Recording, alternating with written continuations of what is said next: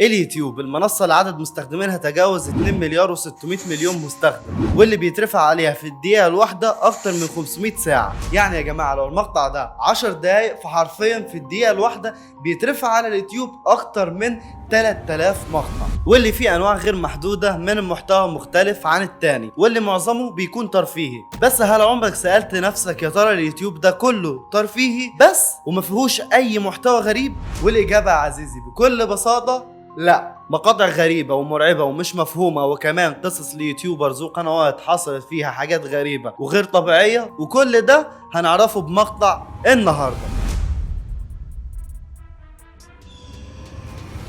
سلام عليكم دوستان، باك تو ماي تشانل، معكم دراكسلر. رجعت لكم فيديو جديد. ترى والله محرج منكم ليه؟ لان مقطع النهارده يا جماعه هيكون من سلسله الجانب المظلم من اليوتيوب، السلسله اللي بقالنا فتره كبيره جدا حرفيا ما اتكلمناش عنها، واللي الفتره دي تقريبا 7 شهور. ويا جماعه حاجه مهمه جدا للناس اللي مش تعرفها، واللي هي انتوا ما تعرفوش ان في حاجه غير الاشتراك اسمها انضمام في التشانل، واللي تقدر من خلالها ان انت تشترك في القناه وتاخد مميزات كتيره جدا، زي ان اتواصل معاك او انك يكون في لوجو معين جنب الاسم بتاعك في الكومنتات، وحاجات كتيره جدا فوق ما تتخيل هتقدر تاخدها كمميزات هنا في التشانل، واللي كل ده بمبلغ بسيط جدا. وطبعا ده هيكون دعم كبير جدا للتشانل، لان المقاطع كلها حرفيا اللي بتنزل على التشانل بتكون واخده علامه صفراء، فادعموني علشان عاوزين نغير الكرسي ده. واللي بجد اشكر اول منتسب في التشانل، واللي الغريب القناه بتاعته اسمها دراكسلر فان. بجد بجد لاف يو. بس من غير ما نرغي ونتكلم كتير، بالمقدمه كوبايه القهوه او النسكافيه بتاعتك او اي سناكس انت بتحبها، وتعالى ركز معايا في قصه مقطع النهارده. اعلانات اليوتيوب الغريبة. طبعا زي ما انتم عارفين قبل ما تشوف اي مقطع باليوتيوب لازم تشوف في بدايته اعلان او اعلانين، والاعلانات دي بتكون برامج، مواقع، العاب، تطبيقات الى اخره. لكن حرفيا الفترة الاخيرة التطبيقات وبرامج التعارف ابتدت انها تنزل مقاطع غريبة جدا على اليوتيوب في الاعلانات. واللي ده ازاي؟ عن طريق انها تستغل ان اليوتيوب مش فاهم معنى الاعلان، وتبتدي تحط مقطع فيديو عادي وعليه صوت يا جماعة حرفيا مقزز بطريقة كبيرة، واللي مقاطع الاعلانات دي حرفيا زي اللي انتوا هتشوفوها دلوقتي. تكتيكي دلوقتي حالا.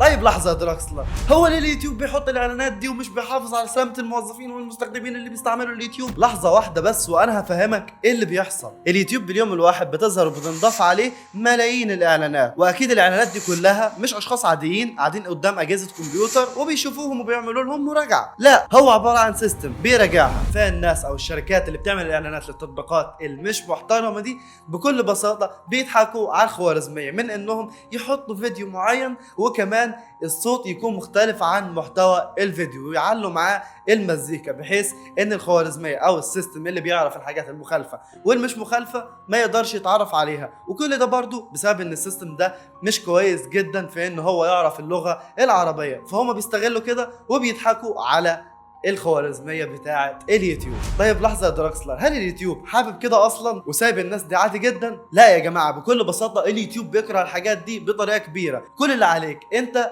لما تشوف مقطع مختلف او اعلان زي كده غريب والمحتوى بتاعه مش محترم او مش كويس، بكل بساطة في 3 نقط فوق الاعلان هتقدر ان انت تدوس عليهم، وبعدين تدي ابلاغ على الاعلان ده، واليوتيوب فورا بيديك قلب وبعدين بيروحوا يمسح الاعلان. اغرب مقطع روسي على اليوتيوب. من اكتر الحاجات اللي هنتكلم عنها في مقطع النهارده وهي المقاطع والمواقف الغريبة اللي انصورت على اليوتيوب ومحدش فاهم ايه قصة المقطع. ومن المقاطع دي مقطع بعنوان Flying Girl in Russian Wool، بمعنى البنت الروسية اللي بتطير في الحقول الروسية. من 14 سنة القناة دي بتنزل المقطع ده على اليوتيوب، واللي كان مكتوب بوصفه: انا سجلت المقطع ده لما كنت بتمشى مع كلبي بالغابة ومش عارف اوصف ايه اللي حصل. قبل ما تشوف المقطع يا دراكسلرز بكل بساطة حابب اقول لكم ان المقطع ده كان من 14 سنة، يعني الجودة بتاعته تعبانة جدا. فانا هوريكم المقطع الاصلي في البداية، وبعدها هوريكم مقطع تاني لكن الجودة بتاعته معدلينها بحيث ان انت تقدر تشوف كل التفاصيل بالمقطع بكل سهولة.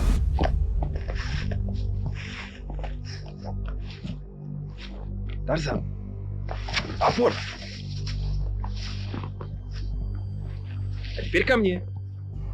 Ко мне, Тарзан. Ко мне, я говорю. Тарзан! Тарзан, я сказал, ко мне! Тарзан, ко мне!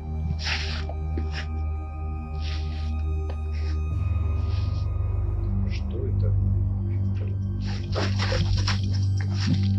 Тихо, тихо, Тарзан. Тарзан, тихо, тихо, Тарзан. Боже мой, что это было?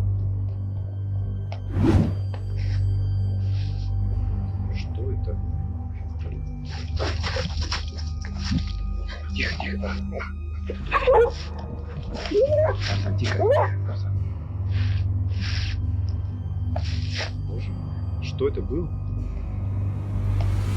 زي ما شفتوا من المقطع، الراجل الروسي ده لما كان مع كلبه اللي اسمه طرزان، الكلب فجأة بدأ يجري، ولما صاحبه راح وراه شاف الأم دي مع بنتها، لكن بنتها كانت بتطير، وأول ما شافت الراجل ده اللي بيصور حرفيا أخدت بنتها وهربت. والمقطع ده لغاية وقتنا اللي احنا فيه يعتبر واحد من أغرب المقاطع اللي انتشرت على اليوتيوب، لأن المقطع من 14 سنة وواضح حرفيا عليه إنه مفهوش مونتاج ولا أي حاجة. وكمان اللي الشانل اللي اترفع عليها المقطع مش عليها غير المقطع او الفيديو ده بس.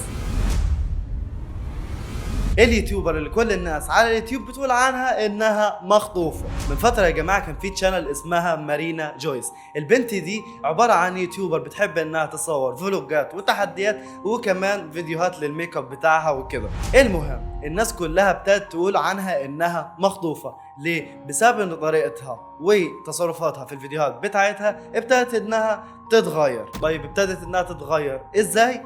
هقولك. كانوا بيلاحظوا انها دايما بتحاول تعمل حركات معينة وعايزة توصل منها رسالة لمتابعينها، وان احيانا في صوت حد بيظهر وهو بيأمرها انها برضو تعمل تصرفات معينة، او زي ان صابع شخص من ورا الكاميرا بيشاور لها على حاجة. فالناس والمتابعين هنا قالوا بس اكيد هي مخطوفة. ومن بعدها يا جماعة اليوتيوبرز العرب والاجانب واي يوتيوبر بيتكلم اي لغة ابتدوا يتكلموا عنها ويقولوا عليها انها مخطوفة. والموضوع كبر حرفيا لغاية ما وصل للشرطة. ليه؟ لان في بعض المتابعين اللي كانوا عارفين عنوان مارينا جويس بلغوا عنها الشرطة وقالوا ان في حد بيجبرها انها تعمل فيديوهات، وان محتاجين من الشرطة انها تروح وتشيك عليها. وبالفعل الشرطة راحت ليها هناك وراحت علشان تطمن عليها، ولقت ان حياتها عادية جدا ومفيش اي حد معاها ولا جابرها انها تقعد في البيت ولا اي حاجة من كل الكلام اللي كان بيتقال عليها في الفيديوهات. والموضوع طلع كله عبارة عن فيك وكذب بس علشان تجذب انتباه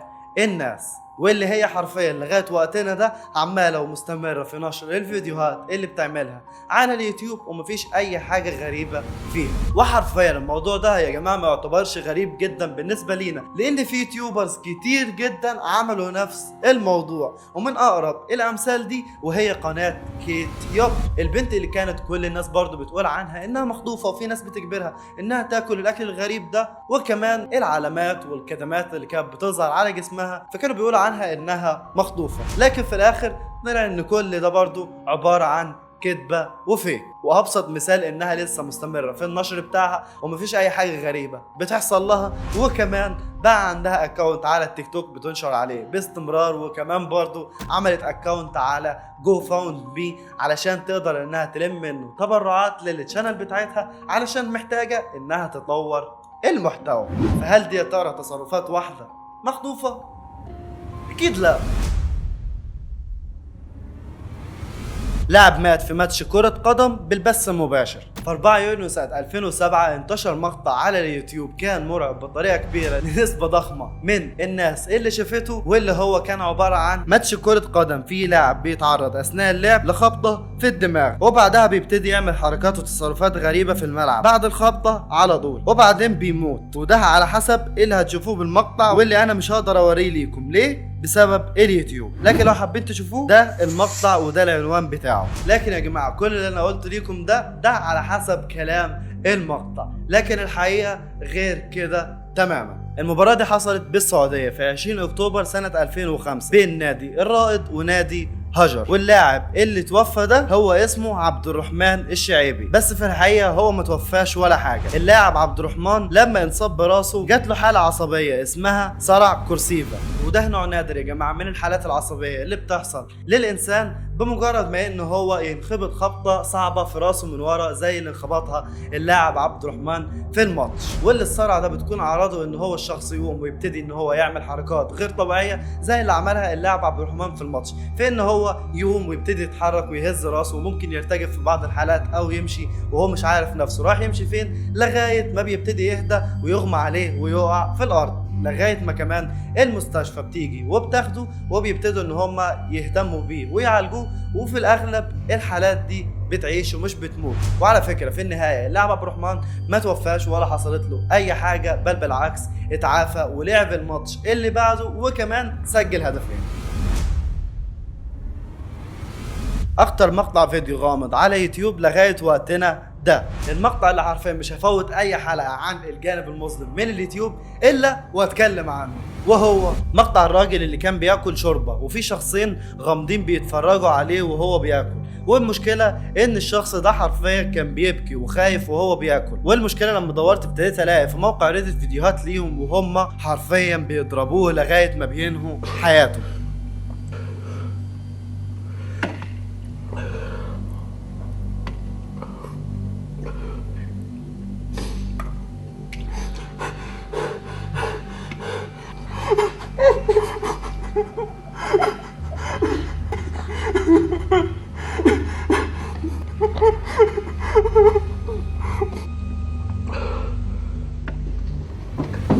بس المهم الازياء اللي كانوا لابسينها الشخصيتين دول في المقطع هم ازياء لمصمم رايموند بيرسي، وبيقول ان الشخصين دول اللي ظهروا في مقطع الفيديو هم بيعذبوا الشخص ده سرقوا منه التصميم بتاع الازياء واستخدموه في فيديوهات خاصه بيهم. هو زعلان على انهم سرقوا منه تصميم الازياء ومش زعلان على الراجل اللي انفرم في المقطع ده.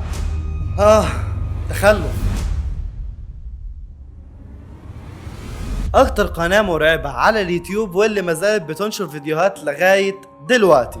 القناة اللي هكلمكم عنها في مقطع النهاردة هي حرفيا واحدة من اغرب واكتر انواع القنوات المرعبة على اليوتيوب. ويا ريت بجد يا جماعة الناس اللي مش بتستحمل انها تشوف مناظر ومشاهد غريبة ومش مريحة للعين يا ريت تعمل اسكيب للمقطع من هنا وتروح على الجزئية اللي بعده، لان بجد المشاهد اللي في القناة دي مش مريحة تماما. قناة اليوتيوب اللي هنتكلم عنها هي قناة معروفة باسم OO390. القناة مشهورة بفيديوهاتها الغريبة واللي معظمها بتظهر فيها اشخاص مختلفة، واغلبهم بيكون واضح عليهم انهم خايفين او مخطوفين او حتى ناس ماتوا. وناس كتير كانت بتتكلم وتقول ان القناة دي راجعة لقاتل متسلسل، وكل الفيديوهات دي راجعة للضحايا بتوعه. انا بجد عندي فضول اكتر منكم ان انا اوريكم المقاطع الاغرب من كده اللي في التشانل، لان دي حرفيا مقاطع بسيطة جدا من اللي فيها.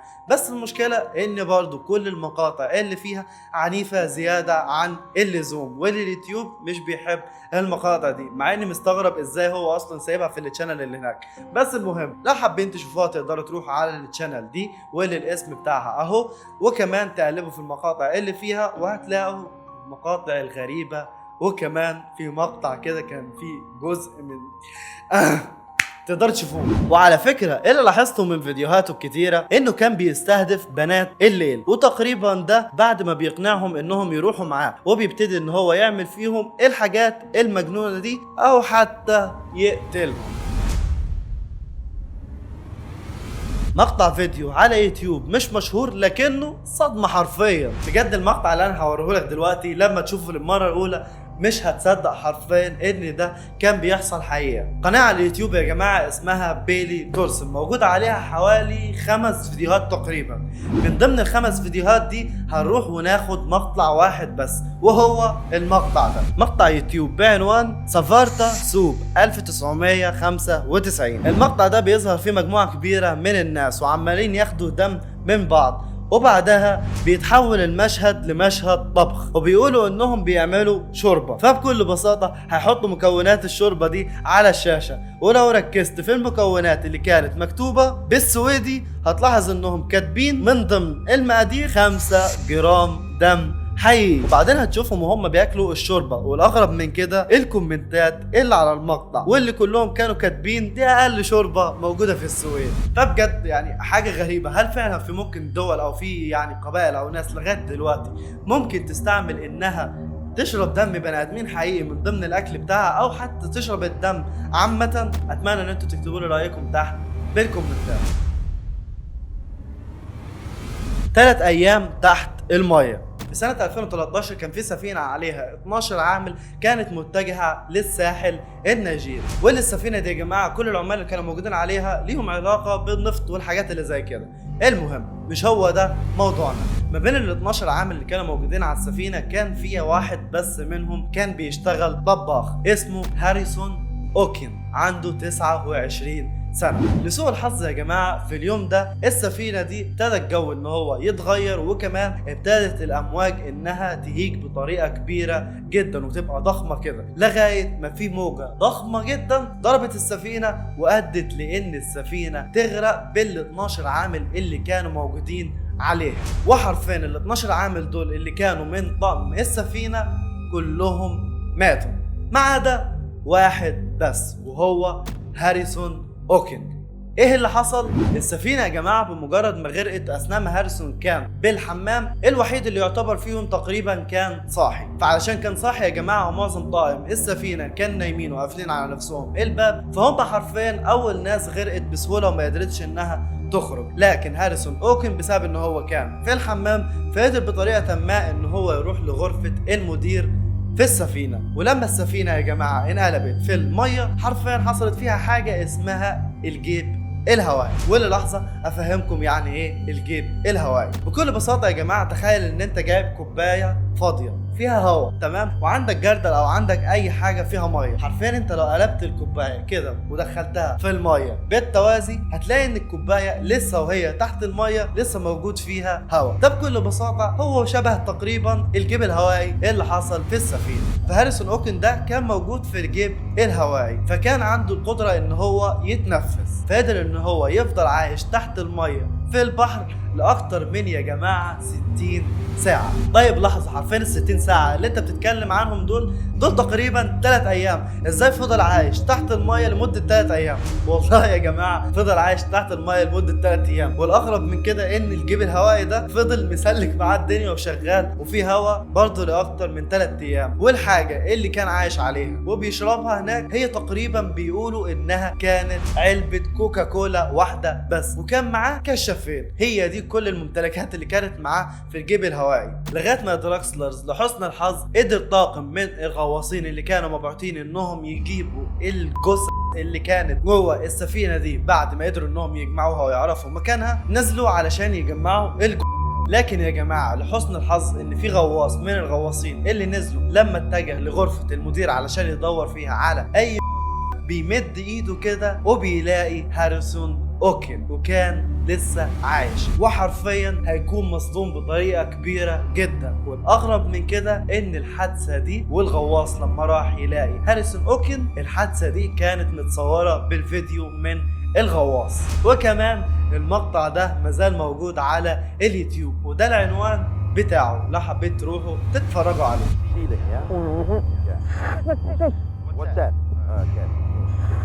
Alright, you found one, yeah? He's alive, he's alive. Okay, keep him there, keep him there. Alright, just, alright, just hold him there, okay? Just keep him there. Alright, just keep him there and keep him calm, okay? Alright, just reassure him, pat him on the shoulder. Okay. Alright.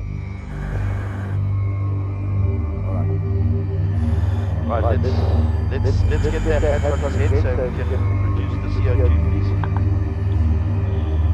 Just want to keep calm, okay? Are you feeling okay? Are you sore? Have you got any injuries?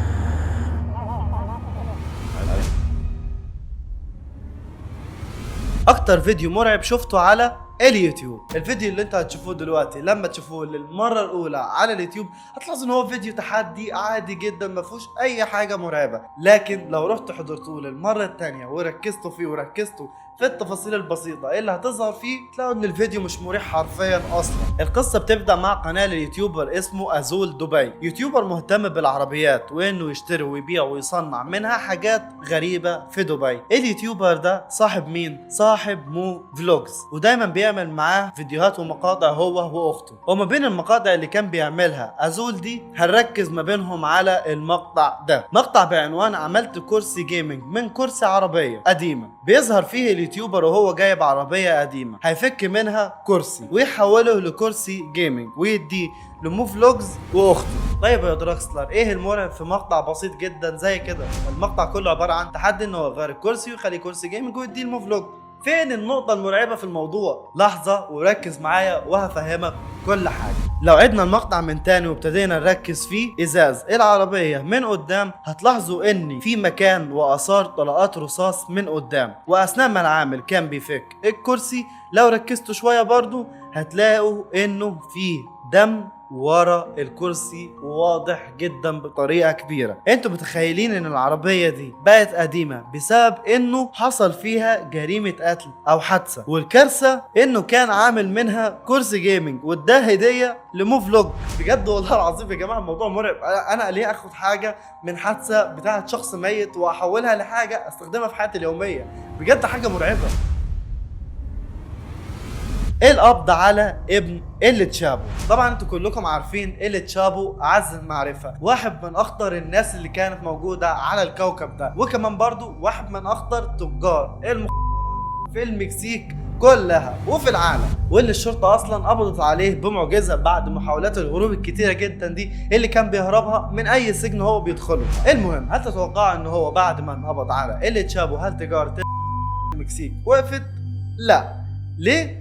بسبب ان اللي تشابو عنده شخص كان بيكمل شغله وهو جوزمان لوبيز ابن اللي تشابو ذات نفسه، اللي بقى من بعده زعيم اخطر واكبر كارتيل في المكسيك كلها، كارتيل سينالوا. المهم بعد عناء طويل قدرت الشرطه انها تعرف مكان ابن اللي تشابو جوزمان، وبالفعل قدروا انهم يقبضوا عليه، بس كل ده كان متصور وموجود في مقطع على اليوتيوب. الكارثه بقى هنا ايه؟ انه بعد ما اتقبض على ابن اللي تشابو حرفيا الكارتيل بتاعه شبه عمل ثوره بالمكسيك، وبعدها الحكومه قررت انها تطلق سراح ابن اللي تشابو بسبب الكارتيل بتاعه واللي عامله في المكسيك. والمشكله هنا كمان ان كل الشرطه اللي ظهرت في مقطع الفيديو وهم بيقبضوا على جوزمان حرفيا بعد ما خرج قتل كل واحد فيهم. ولما اقول لكم يا جماعه كارتيل سينالوا بيقرر او ابن اللي تشابو بيقرروا انهم يقتلوا شخص معين، حرفيا هما مش بيروحوا يعملوا له كده، لا بالعكس طرق القتل عندهم بشعة جدا. علشان المشاهدات والشهرة على اليوتيوب انهى حياته. دايما بنلاحظ ان في نسبة كبيرة جدا من اليوتيوبرز مع الوقت بيبتدوا انهم يعملوا تصرفات وحاجات مجنونة جدا بس الغرض المشاهدات والشهرة، لكن متعرفوش ان في بعض الاحيان التصرفات الغريبة دي بتكلفهم كتير جدا. ألبريت سوب يوتيوبر دنماركي عنده 22 سنة وعنده قناة على يوتيوب عليها اكتر من 120 ألف مشترك، كان بينزل عليها مقاطع تحديات وفلوجات وحرفيا كان عنده جمهور كبير جدا. المهم اليوتيوبر ده بدأ سلسلة على قناته بيقلد فيها حياة الفايكنج لكن بشكل درامي وكوميدي بنفس الوقت. بس حابب اقول لكم ان السلسلة دي حرفيا كانت ناجحة معاه وكانت حلوة وكانت عاجبة المشاهدين بطريقة كبيرة. اليوتيوبر ده بيوم من الايام كان حابب ان هو ياخد لقطة معينة للفيديو بتاعه فوق جبل من جبال الألب في ايطاليا، واليوم ده كان يوم 28 يوليو 2021. بس المشكلة مش هو ده اللي هيحصل بالظبط مع اليوتيوبر ألبريت، مش هيطلع فوق الجبل وياخد اللقطة بتاعته وينزل. هو المشكلة ان هو هينزل لكن مش هينزل سليم، بالعكس هينزل من فوق الجبل على ارتفاع 200 متر. اثناء ما كان بيصور اللقطة للمقطع الفيديو بتاعه بتحصل غلطة بسيطة جدا وبيحصل ان هو بيقع بعدها من فوق منحدر كبير ارتفاعه 200 متر. يعني لو عايزين تتخيلوا المسافة مسافة قريبة جدا من طول برج ايفل. يوتيوبر عراقية قتلها أبوها. طيبة العلوي يوتيوبر عراقية عندها 22 سنة. في 2017 قررت إنها تسافر من العراق لتركيا بسبب مشاكل شخصية حصلت مع أهلها، واللي المشاكل دي حصلت كلها بسبب أخوها اللي كان بيعتدي عليها واللي كان اسمه قرار. طيبة كانت بسيطة جدا وكانت حابة انها تعيش حياة مثالية وسعيدة مع نفسها، واللي اول ما وصلت تركيا حبت الحياة هناك، وكمان حبت فكرة انها تعمل قناة على اليوتيوب وتنزل عليها محتوى شخصي ليها. وبالفعل فتحت قناة وابتدت انها تنزل محتوى مختلف وفيديوهات كتير عليها زي فلوجات وتحديات وحاجات اكتر من كده. ومع الوقت قدرت انها تحب شخص اسمه محمد سوري وبقى حبيبها، وبقوا هما الاتنين يعملوا دايما محتوى مع بعض وكانوا حابين بعض بطريقة كبيرة. وبتعدي الايام لغايه ما بتيجي مناسبه بالعراق وهي خليجي 25، فحبت طيبه انها تروح تحضرها بالعراق، ورجعت من تركيا وكانت قاعده مع واحده صاحبتها بالعراق. وتقريبا طيبه كانت على تواصل مع امها، فامها كانت عارفه مكانها وعلى طول قالت لابوها اللي كانت حاصله ما بينها وما بينه مشاكل، واللي على طول راح واخدها من عند صاحبتها ورجعها لبيتهم، مع ان هي في الوقت ده كانت رافضه فكره انها ترجع للبيت، وكانت بتقول انها مش هترجع لبيتهم غير في حاله واحده بس، واللي هي ان اخوها اللي اسمه قرار ده يخرج من البيت وما تشوفوش تاني في حياتها. لكن مع الوقت وعلى حسب الاخبار اللي انا فهمته منها ان هما الاتنين ابتدت تحصل ما بينهم مشاده كده وشجار في البيت بعد ما وصلت هناك، وابتدوا انهم يتخانقوا ويزعقوا مع بعض بطريقه كبيره، لغايه ما اتعصب عليها الاب بطريقه كبيره جدا وقرر ان هو ينهي حياتها عن طريق ان هو، وبعد ما عمل كده على طول قرر ان هو يسلم نفسه لشرطة مدينة الديوانية. لكن حرفيا في النهاية القصة دي واحدة من اكتر القصص الغريبة واللي انا شايفها مش منطقية بطريقة كبيرة. ليه؟ انتوا متخيلين ان ابو اليوتيوبر طيبة قتلها في الاخر؟ على حسب ما الناس بتقول انها كانت هتفضح موضوع اخوها قرار وكده، فهو قتلها علشان يداري فضيحة ابنه اللي عمل حاجة وحشة معاها، وبدل ما يعاقب ابنه راح قتلها هي. وبس كده نكون وصلنا لنهايه المقطع. اتمنى رب يكون المقطع عجبكم. ما تنسوش عجبكم المقطع تعملوا شير ولايك وسبسكرايب، واهم حاجه يا جماعه انشروا المقطع عند كل اصحابكم وفي كل جروبات الواتساب وعلى الستوري بالانستا وكده. ولو انت وصلت معايا لغايه الجزئيه دي اتمنى ان انت تنزل تحت وتكتب بالكومنتات الكومنت ده. وبس كان معكم دراكسلر، اشوفكم المقطع الجاي. باي.